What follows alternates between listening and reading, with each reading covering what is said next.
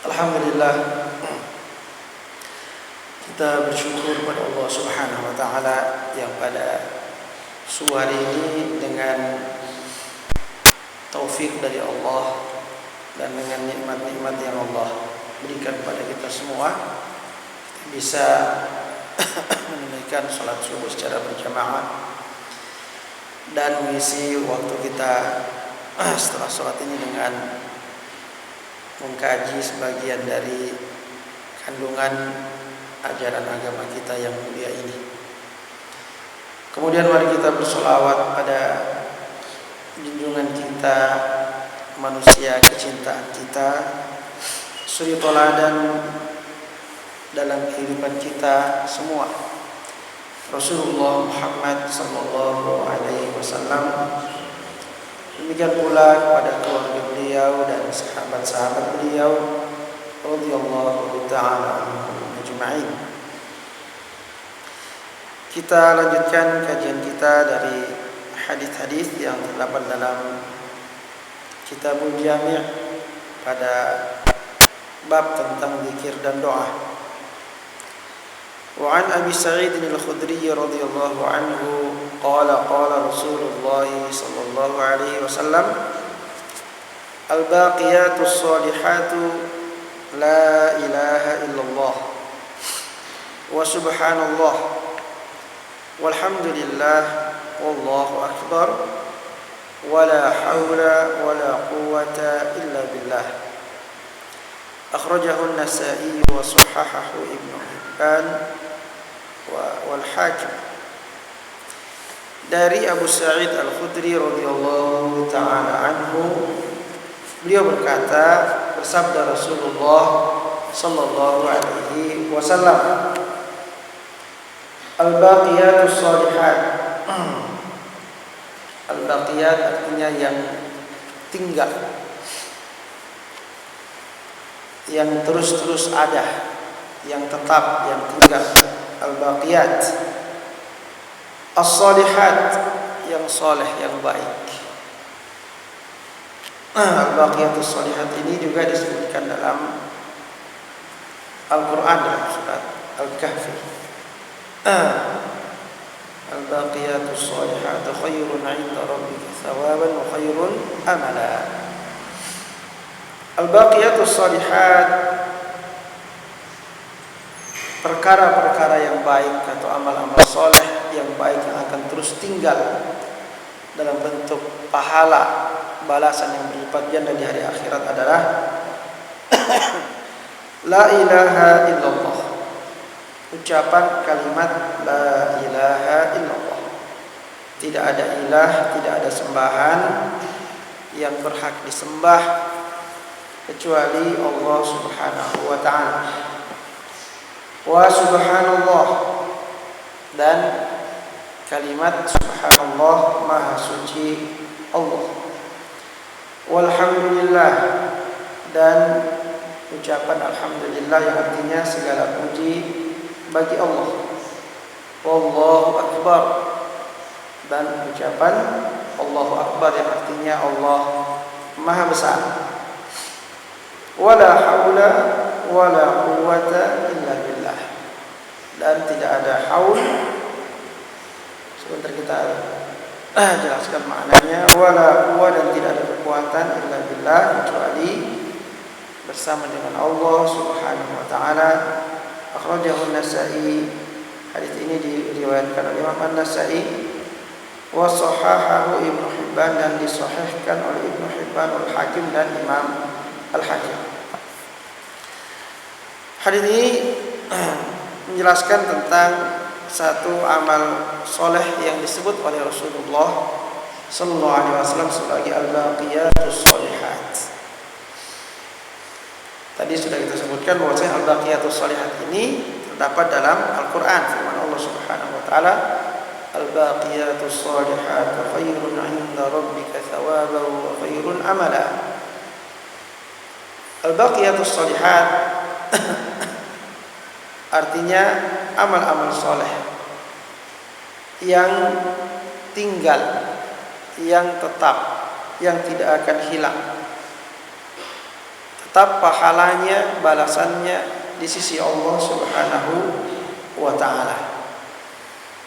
Yang dalam Al-Qur'an tadi dikatakan al-baqiyatus sholihatu khairun 'inda rabbika thawaban. Al-baqiyatus sholihat itu lebih baik pahalanya di sisi Tuhan. Tentu saja al-baqiyatus sholihat di sini adalah seluruh amal-amal soleh. Ya, semua amal soleh itu pasti asal memenuhi syaratnya. Ya, syaratnya itu ikhlas dan mengikuti tuntunan Rasulullah Sallallahu Alaihi Wasallam. Semua amal soleh yang kita kerjakan dengan ikhlas karena Allah dan dalam pelaksanaannya sesuai dengan tuntunan Rasulullah Sallallahu Alaihi Wasallam, maka dia pasti menjadi al-baqiyatus sholihat. Dia pasti menjadi amal soleh yang tetap tinggal pahalanya di sisi Allah Subhanahu wa taala, karena dia akan diterima oleh Allah. Ya, amal-amal yang diterima oleh Allah pasti akan tinggal. Dia tidak akan hilang, tidak akan tersia-siakan. Tapi kalau amalnya ditolak, nah itulah amal yang tidak akan tinggal. Ya, dia pasti akan tersia-siakan. Tidak ada kita mendapatkan hasilnya. Dia hilang, dia sirna. Seperti amalnya orang-orang kafir. Wa qadimna ila ma 'amilu min 'amal, akan kami datangi amal-amal yang dahulu mereka kerjakan di dunia, faj'alnahu haba'an mansura, maka kami jadikan amal-amal itu sebagai debu-debu yang berterbangan. Tidak ada yang tinggal di sisi Allah Subhanahu wa taala amalnya orang-orang kafir, karena dia tertolak, karena dia tidak ikhlas. Dia dalam kehidupannya tidak memurnikan tauhidnya, mengikhlaskan agamanya untuk Allah Subhanahu wa taala, maka dia tertolak. Begitu pula amalan orang-orang Islam juga ada yang tertolak. Jadi kalau amal orang kafir sudah pasti tertolak karena tidak ada keikhlasan. Ya, karena mereka mempersekutukan Allah Subhanahu wa taala. Ada juga amal orang Islam yang tertolak ketika juga di dalamnya tidak ada keikhlasan. Amal yang dikerjakan riya karena mengharapkan pujian manusia, ya, mengharapkan sanjungan manusia agar kita dikenal oleh manusia, dikenal oleh orang lain. Itu amal yang tidak akan diterima oleh Allah Subhanahu wa taala. Dalam hadis dikatakan pada hari kiamat nanti akan dikatakan kepadanya, pergilah engkau pada si fulan yang dulu engkau beramal karena mengharapkan pujiannya, mintalah pahala darinya. Berarti tidak ada pahalanya di sisi Allah pada hari kiamat. Dia tidak termasuk al-baqiyatus sholihat, tidak baqiyah, tidak tinggal di sisi Allah. Dia hilang, dia sirna. Kenapa? Karena tidak ada keikhlasan dalam amalnya. Begitu pula amal yang tidak mengikuti sunnah Rasulullah Sallallahu Alaihi Wasallam, yang tidak mengikuti tuntunan yang telah diberikan oleh Rasulullah Sallallahu Alaihi Wasallam. Man 'amila 'amalan laisa 'alaihi amruna fahuwa rad. Siapa yang mengamalkan satu amalan yang tidak ada contohnya dari kami atau tidak kami perintahkan, maka dia akan tertolak. Maka dia tidak termasuk al-baqiyatus sholihat, tidak baqiyah, tidak tinggal. Dia akan hilang, tidak mendapatkan hasilnya di sisi Allah Subhanahu wa taala. Maka kata para ulama, al-baqiyatus sholihatu adalah semua amal yang diterima oleh Allah Subhanahu wa taala. Dan kita sangat berharap dan selalu berdoa supaya Allah menerima amal kita. Karena kita tidak bisa menjamin juga. Ya, Nabi saja setelah beramal masih berdoa, ya Allah terimalah amalku ya Allah. Seperti doa Nabi Ibrahim dalam Al-Quran, wa idh yarfa'u Ibrahimul qawa'ida minal baiti wa Ismailu Rabbana taqabbal minna. Rabbana taqabbal minna. Dan ingatlah ketika Ibrahim membangun Ka'bah bersama dengan Ismail. Setelah selesai membangun, dia berdoa, Rabbana taqabbal minna. Ya Allah, terimalah dari kami amal kami. Jadi Nabi saja setelah beramal masih berdoa minta diterima amalnya, apalagi kita ini. Maka kita perlu banyak-banyak berdoa, Rabbana taqabbal minna innaka antas samiul alim wa tub 'alaina innaka antat tawwabur rahim. Terimalah ya Allah dari kami amal-amal kami ini ya Allah. Al-baqiyatus sholihah. Maka yang disebutkan dalam hadis ini adalah di antara al-baqiyatus sholihat. Artinya bukan cuma amalan ini yang disebut sebagai al-baqiyatus sholihat, tapi semua amal-amal soleh yang ikhlas dan mengikuti contoh Nabi dia pasti masuk dalam kategori al-baqiyatu as-shalihat. Nah, di antara al-baqiyatu as-shalihat adalah kalimat la ilaha illallah. Kalimat la ilaha illallah yang merupakan kalimat yang paling agung, kalimat yang sangat berat nilainya di sisi Allah Subhanahu wa taala. Dalam sebuah hadis diceritakan bahwa Nabi Musa pernah meminta kepada Allah satu doa khusus. Ya Rabbi alimni kalimatan adkuruka wa ad'uka biha, kata Nabi Musa. Ya Tuhanku, ajarkan padaku satu kalimat yang dengan kalimat itu aku berzikir kepadamu dan aku berdoa kepadamu.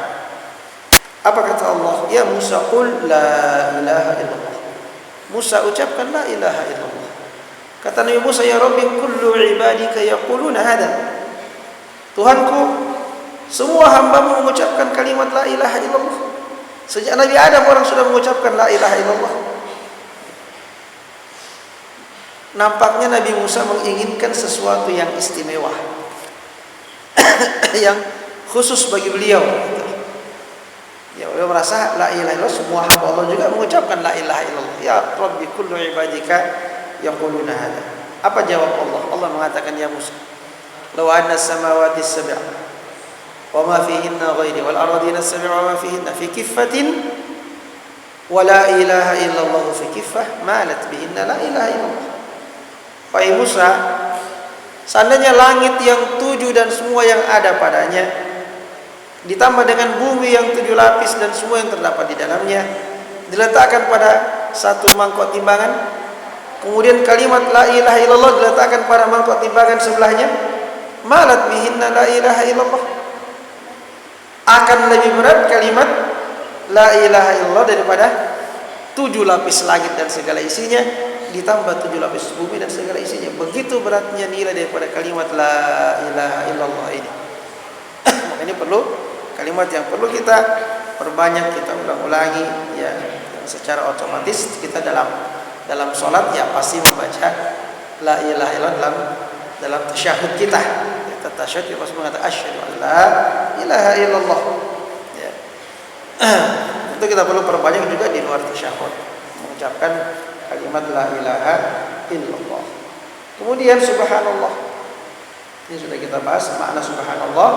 Maha suci Allah, artinya maha suci Allah dari segala kekurangan, maha suci Allah dari segala sifat yang tidak layak baginya, maha suci Allah dari segala sekutu-sekutu yang manusia jadikan sebagai sekutu bagi Allah. Allah maha suci dari semua itu. Walhamdulillah, dan ucapan alhamdulillah yang artinya segala puji hanya untuk Allah Subhanahu wa taala. Kita memuji Allah karena kita mensyukurinya. Kita bersyukur kepadanya sambil memuji-muji, mengagungkannya atas segala karunia yang Allah anugerahkan kepada kita dan Allah anugerahkan pada seluruh makhluknya. Ini juga sudah kita bahas kalimat alhamdulillah. Kemudian kalimat Allahu Akbar. Allahu Akbar. Allah Maha Besar. Semua ciptaan Allah adalah kecil di hadapan Allah Subhanahu wa taala. Allah Maha Besar. Allah Maha Besar daripada segala sesuatu. Karena itu hendaklah Dia juga yang menjadi yang paling besar dalam hati kita, yang paling besar dalam pengagungan kita, yang paling besar dalam pemberian ketaatan kita kepadanya. Allahu Akbar. Dialah yang Maha Besar. Ketika kita mengucapkan kalimat Allahu Akbar ini, maka kita menganggap semua selain Allah itu kecil di hadapan Allah. Ya, mengapa orang kalau berjihad suka berteriak Allahu Akbar? Atau kalau orang mau menyemangati kita yel-yel Allahu Akbar, Allahu Akbar. Karena biasanya kita kadang-kadang kita merasa takut kepada makhluk. Kadang-kadang makhluk itu karena kuatnya, karena besarnya, karena berkuasanya, kita menjadi takut pada mereka. Maka kita perlu menguatkan jiwa kita dengan satu ucapan yang membuat mereka menjadi kecil dalam pandangan kita. Maka kita ucapkan Allahu Akbar. Ya, di kalimat Allahu Akbar itu membuat kita menjadi berani. Kita dengan kalimat Allahu Akbar, Allah yang maha besar. Maka semua yang ada ini kecil. Ya, cuma Allah yang besar. Sehingga kalimat Allah itu mesti diucapkan untuk menyemangati. Ya, supaya kita menjadi berani, menjadi tidak takut kepada apapun yang kita hadapi. Karena Allah yang maha besar, hanya Allah yang paling besar dalam diri kita. Wala haula wala quwwata illa billah. Wala haula, la haula kata para ulama. Al-haul min at-tahawul, artinya perubahan dari satu keadaan kepada keadaan berikutnya. Jadi la haula artinya tidak ada yang bisa berubah dari satu keadaan menjadi keadaan yang lain. Ya, apakah itu dari baik ke buruk atau sebaliknya dari buruk menjadi baik. Tidak ada yang bisa melakukan perubahan itu. La haula wala quwwat, dan tidak ada kekuatan. Siapapun yang punya kekuatan, dia tidak punya kekuatan illa billah, kecuali dengan Allah. Artinya segala perubahan dan segala kekuatan itu hanya datang dari Allah Subhanahu wa ta'ala. La haula wala quwwata illa billah. Dalam kehidupan kita sering menginginkan perubahan-perubahan. Untuk kita inginkan perubahan dari yang buruk kepada yang baik, atau dari yang baik kepada yang lebih baik. Ya, kita selalu menginginkan perubahan-perubahan itu. Tentu tidak ada orang yang ingin perubahan dari baik ke buruk. Maka ucapan la haula wala quwwata illa billah ini membuat kita yakin bahwasanya kalau Allah mengizinkan, maka perubahan keadaan yang kita inginkan, kalau sekarang keadaan kita belum baik dan kita ingin menjadi baik, atau sudah baik dan kita ingin menjadi lebih baik, kita yakin Allah bisa menjadikannya jika Allah mengizinkannya. Jadi kita menyandarkannya kepada Allah, bahwa ya Allah, hanya Engkau yang bisa memperbaiki keadaan saya. Demikian pula sebaliknya, kita tidak ingin keadaan kita berubah jadi dari baik menjadi buruk, maka kita mengatakan la haula. Ya Allah, tidak ada yang bisa merubah keadaan menjadi buruk kecuali Engkau ya Allah. Maka harapan kita, jangan Engkau jadikan keadaan saya menjadi lebih buruk. La haula. Ya. Meskipun manusia mungkin seluruhnya berusaha untuk mencelakakan kita, kita tetap yakin la haula. Tidak ada perubahan yang bisa terjadi kalau Allah tidak mengizinkannya. Wa'alam anna an-nasa law ijtama'u ala an yadhurruka bi syai'in lam yadhurruka illa bi syai'in qad katabahu Allahu 'alaika, kata Nabi. Ketahuilah, seandainya seluruh manusia berkumpul untuk mencelakakan engkau, jadi dari keadaan baik menjadi buruk, itu mau dicelakakan. Tadinya baik-baik saja mau dicelakakan. Kata Nabi, seandainya seluruh manusia berkumpul untuk mencelakakan kita, lam yadurruka, mereka tidak akan mampu mencelakakan engkau illa bi syai'in, kecuali dengan satu kecelakaan, qad katabahu Allahu 'alaika, yang Allah telah tetapkan untukmu. Artinya kalau Allah izinkan terjadi, tapi kalau Allah tidak izinkan tidak akan ada kecelakaan yang terjadi, meskipun semua manusia berkumpul untuk mencelakakan kita. Kalau Allah tidak menghendaki, tidak akan terjadi. La haula. Jadi kita ingin keadaan kita menjadi lebih baik, ucapkan la haula wala quwwata illa billah. Cuma Engkau ya Allah yang bisa memberikan perubahan kepada yang lebih baik.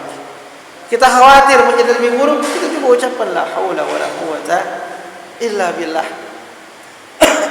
Ya. Jadi ucapan-ucapan la haula wala quwwata illa billah merupakan harapan kita, ucapan yang memotivasi sebenarnya.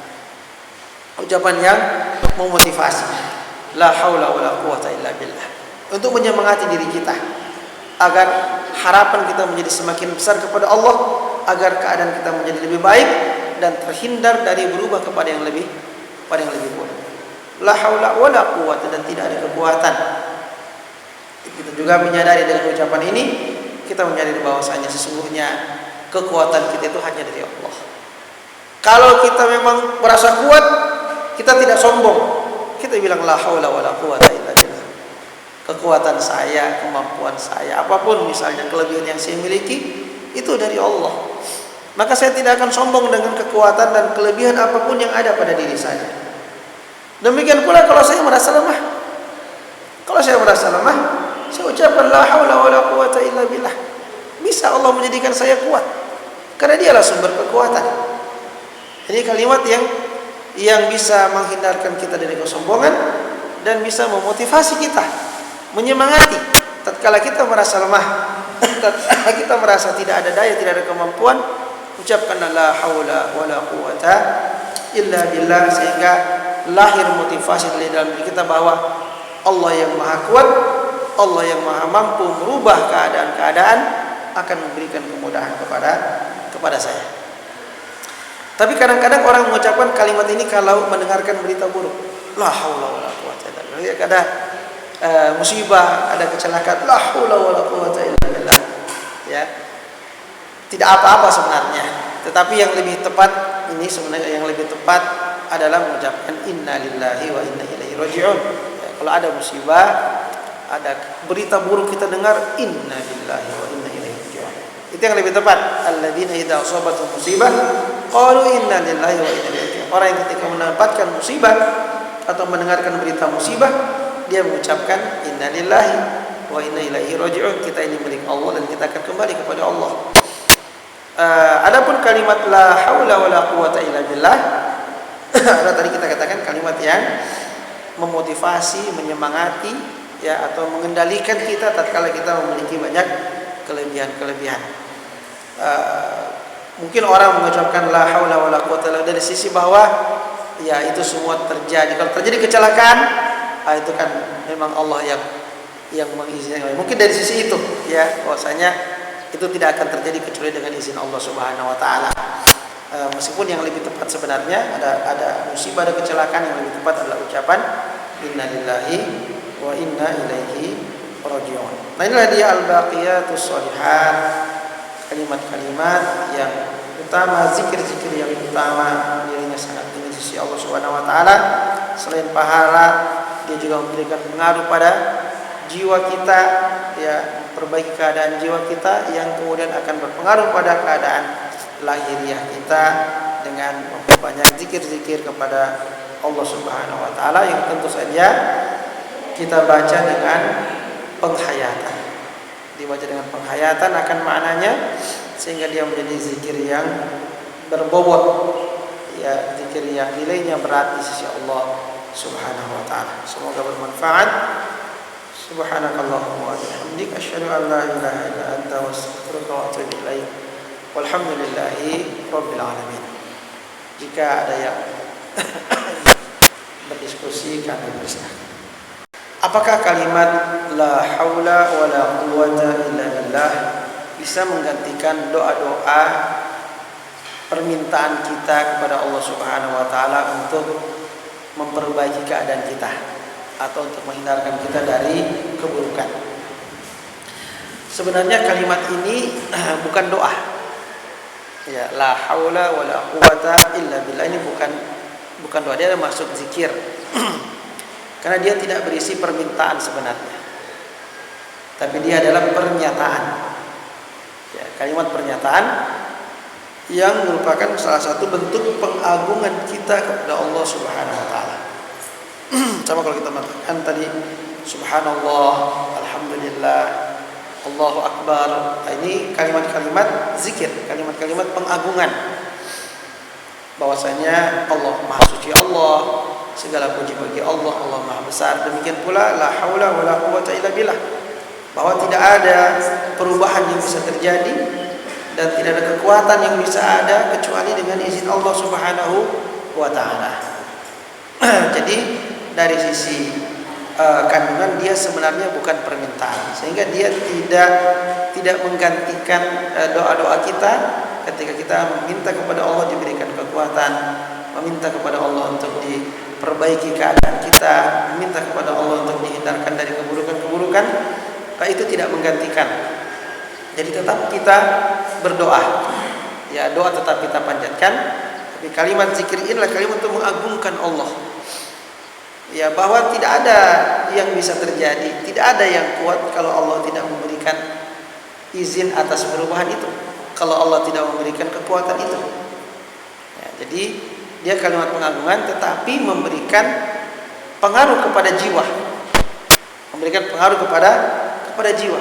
Bahwa kalau kita sedang merasa lemah atau sedang merasa takut karena tekanan manusia, ya kita ingin menjadi lebih baik, ya kalimat ini menyemangati kita.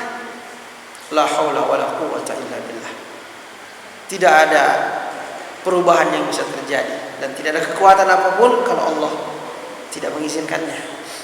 Nah, sehingga dengan mengucapkan kalimat itu kita akan terdorong untuk mendekatkan diri kepada Allah. Ya, kita akan termotivasi. Kita akan memiliki keyakinan yang kuat bahwa Allah akan menolong saya. Jadi dia kalimat yang memotivasi, kalimat yang menyemangati. Ya, kadang-kadang kalau kita misalnya takut dengan sesuatu, kita mau menguatkan, memberanikan diri kita ucap la haula wala quwwata illa billah misalnya ya. Jadi dia bukan doa tapi dia pengagungan kepada Allah, membesarkan Allah, mengagungkan Allah, yang dampaknya adalah memotivasi jiwa, menguatkan jiwa. Ya, sehingga kita selalu bersandar kepada Allah Subhanahu wa taala. Jadi doa-doanya tetap dipanjatkan. Ya, doa tetap dipanjatkan dan zikir ini juga diperbanyak ya untuk memotivasi dan menguatkan jiwa kita. Wallahu taala. Ya, itu sebenarnya bukan doa. Itu tetap bukan doa. Bismillahirrahmanirrahim tawakkaltu 'alallahi wala haula wala quwwata illa billah. Ya, dia adalah zikir kepada Allah. Meskipun kita sering mengatakannya doa keluar rumah. Ya, sering ya kita doa keluar rumah. Tapi sebenarnya dia bukan permintaan sebenarnya, ya. Tapi dia adalah kalimat yang kita ucapkan sebagai bentuk tawakal yang menguatkan jiwa. Ya, menguatkan jiwa. Bismillah dengan nama Allah. Saya keluar dari rumah dengan menyebut nama Allah. Artinya kita meluruskan niat karena Allah. Ya, tawakkaltu 'ala Allah. Saya bertawakal kepada Allah. Misalnya hari ini saya akan mencari nafkah. Ya, kan tidak tahu dapat berapa misalnya. Saya punya banyak urusan hari ini, tidak tahu bisa selesai atau tidak. Apakah akan mudah ataukah akan sulit? Udah tawakal tu Allah. Saya serahkan urusan kepada Allah. Saya akan berusaha dan akan saya serahkan urusan saya kepada Allah. Wala haula wala quwwata illa billah, karena tidak ada perubahan, tidak ada kekuatan kecuali bersama dengan Allah Subhanahu wa taala. Jadi doa itu ya kita katakan doa saja. Ya, atau bacaan itu kita baca ketika kita keluar rumah. Kalau kita hayati maknanya, kita akan bersemangat. Ya, kita akan optimis. Ya, kita akan penuh keyakinan dengan pertolongan Allah. Karena kita sudah begitu kita keluar rumah, sudah saya serahkan semua sama Allah. Saya akan berusaha ya Allah dan saya serahkan kepadamu hasilnya. Bismillah, dengan nama Allah saya mulai. Tawakkaltu 'ala Allah. Saya serahkan urusan, selesainya ini urusan kepadamu ya Allah. Karena la haula wala quwwata illa billah, karena tidak ada perubahan yang bisa terjadi dan tidak ada kekuatan kecuali dengan izin Allah Subhanahu wa taala.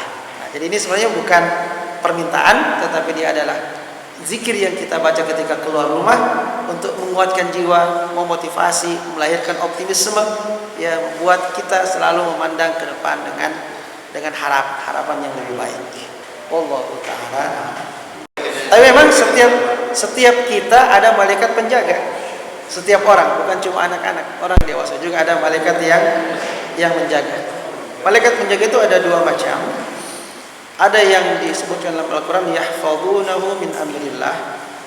Malaikat yang menjaga kita dari kecelakaan-kecelakaan sesuai dengan takdir, dari keburukan-keburukan. Ya, kadang-kadang ada orang jalan serempet mobil, ya hampir-hampir ditabrak. Itu ada malaikat yang memang belum takdirnya mati maksudnya. Jadi memang malaikat yang ditugaskan Allah untuk menjaga hamba untuk tidak mendapatkan kecelakaan sesuai takdir Allah, sesuai takdir. Jadi kalau memang takdirnya tidak mendapat kecelakaan, bagaimanapun itu kita biasa lihat ada kadang-kadang di YouTube kita lihat, nyerempet ini, ya hampir saja dia mati orang ini. Ya ada malaikat yang geser dia sedikit, ya, atau malaikat yang geser itu yang mau celakakan dia, karena belum takdirnya. Jadi ada malaikat penjaga namanya yahfazunahu min amrillah. Itu yang pertama. Yang kedua malaikat penjaga yang berarti malaikat yang menjaga, mengontrol amal-amal kita, itu para pencatat. Jadi ada dua jenis penjagaan malaikat yang menjaga kita dari kecelakaan karena belum takdir Allah, ya, dan malaikat yang menjaga dalam artian mengontrol amal-amal kita dengan mencatat, ya, amal baik dan amal buruk kita. Ya, kalau malaikat ini semua ada, ya, semua orang besar anak kecil ada malaikat yang menjaganya. Apakah ini bisa menjatuhkan dalam keyakinan Jabriyah? Begitu kira-kira kesimpulannya Pak, yakin agak kurang jelas tadi saya dengar. La haula wala quwata illa billah. Serahkan aja sama Allah gitu ya. Serahkan sama Allah. Kalau Jabriyah itu tidak ada usaha. Itu Jabriyah. Pemahaman Jabriyah adalah pemahaman yang mengatakan bahwa semua sudah ditakdirkan Allah, maka ya udah, kita tidak usah ngototlah dalam kehidupan, ya. Kalau memang takdirnya dapat banyak rezeki, ya akan datang banyak. Kalau takdirnya sedikit, ya juga akan sedikit. Jadi tidak usah terlalu, apa orang sini bilang, terlalu mangoah, ya, kita mengejar itu, ya, karena sudah ada takdirnya semuanya. Nah itu Jabriyah, ya. Kalau Qadariyah sebaliknya, Qadariyah bilang pokoknya kalau tidak usaha tidak dapat, ya. Sedangkan kamu usaha belum tentu dapat, ya. Qadariyah, ya. Qadariyah tidak ada, pokoknya tidak bicara takdir, ya, tidak bicara takdir, tidak bicara doa, pokoknya usaha. Nah itu Qadariyah. Ya, dua-duanya ekstrim. Ahlus Sunnah di tengah-tengah. Ahlus Sunnah antara Jabriyah dan Qadariyah. Ahlus Sunnah percaya takdir. Kita Ahlus Sunnah, kita percaya takdir, ada takdir Allah, ya. Tetapi jadi kita meyakini takdir tidak seperti Qadariyah, tidak percaya takdir. Tapi kita juga mengatakan wajib berusaha, tidak seperti Jabriyah. Ya, Jabriyah ya santai aja, dia tidak usah berusaha. Dia mau seperti Maryam yang duduk saja berzikir, kemudian datang sendiri makanannya, datang semuanya. Nah itu kan itu ya hal yang keistimewaannya memang Allah berikan kepada hamba-hamba tertentu, ya. Itu pun juga Maryam tetap berusaha juga, ya, waktu dia melahirkan Nabi Isa di bawah pohon kurma, ya, tidak turun langsung kurmanya, Allah bilang goyang-goyang dulu pohon kurmanya kan. Wa huzzi ilaiki bijid'in nakhlati tusaqit 'alaiki rutaban janiyya. Coba kasih goyang dulu batang pohon kurma. Disuruh berusaha juga itu Maryam sama Allah. Juga ada berusahanya. Padahal tidak gampang kasih goyang. Kita aja laki-laki yang kuat tidak bisa kita kasih goyang pohon kurma. Ini perempuan lagi habis melahirkan lagi. Allah bilang wa huzzi ilaiki. Coba digoyang-goyang pohon kurmanya. Artinya yang penting ada usaha, biar sedikit. Yang penting Allah sudah ada usaha, sudah akan jatuh itu korban. Jadi harus ada usaha memang. Apakah zikir ini menyebabkan kita jadi Jabriyah? Itu jawabannya tidak. Ya, tidak menyebabkan kita menjadi Jabriyah. Karena kita harus melihat satu masalah itu dari berbagai macam dalilnya. Ya, dalil ini zikir ini adalah zikir yang menguatkan jiwa, membuat kita bersandar kepada Allah, membuat kita berharap kepada Allah dengan harapan yang besar, membuat kita optimis akan pertolongan Allah. Ini kita baca. Tapi tidak berarti tidak berusaha. Karena dalil yang lain menyuruh kita berusaha. Wa qul i'malu wa sayarallahu amalakum. Dan katakanlah beramallah kalian. Ya, amal itu adalah usaha, kerja, amal solehkah ataukah kerja-kerja dunia, beramal, bekerja kalian. Allah akan melihat kerja-kerja kalian. Jadi kita mesti menggabungkan semua dalil. Itulah sebabnya mengapa Ahlus Sunnah berada di tengah. Karena Ahlus Sunnah mengumpulkan semua dalil, baru kemudian mengambil kesimpulan. Kalau firqah-firqah yang menyimpang, dia tidak mengumpulkan semua dalil. Ya, seperti Jabriyah, dia tidak ambil semua dalil. Dia ambil dalil-dalil yang memang Bisa tadi seperti zikir ini tadi, ya bisa jadi dalilnya Jabriyah. Tapi cuma zikir itu saja, dia tidak pakai dalil yang lain lagi. Ada dalil yang mewajibkan kita bekerja. Ya, demikian pula Qadariyah. Qadariyah hanya ambil dalil-dalil yang mendukung juga dia punya pendapat. Dia tidak menggunakan dalil-dalil yang berbicara tentang takdir. Ahlus sunnah semua dalil dikumpul, lalu kemudian ditarik kesimpulan, ya, sehingga berjalanlah ahlus sunnah di jalan yang lurus, jalan yang pertengahan dalam masalah takdir dan kerja dan usaha, pertengahan antara Jabriyah dan Qadariyah. Jadi kita ucapkan doa ini tentu zikir ini kita ucapkan tentu dibarengi dengan usaha. Justru zikir ini menguatkan kita untuk berusaha, ya, karena dia melahirkan keyakinan akan pertolongan Allah Subhanahu wa taala. Wallahu taala a'lam. Silakan, Pak.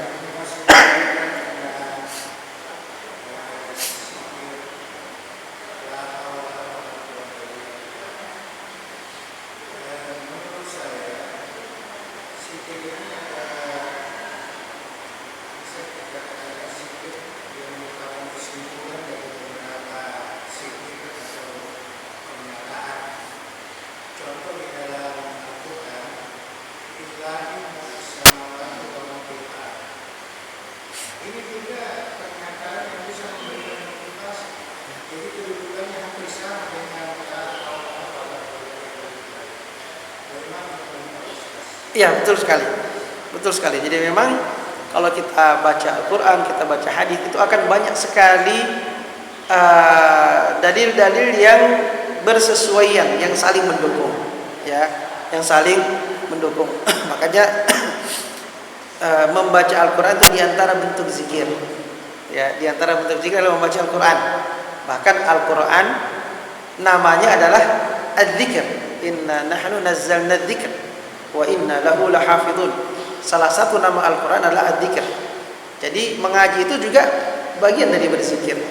Nah, kalau kita lewat di ayat tadi, lillahi ma fis samawati wa ma fil ardi, itu kalau kita menghayati bacaan itu akan memberikan juga keyakinan dalam jiwa, ya, bahwa semua yang ada di langit dan di bumi adalah milik Allah Subhanahu wa taala. Dia bisa merupakan satu ungkapan pengagungan bahwa ini tidak ada yang kita punya sebenarnya, semuanya punya Allah ini.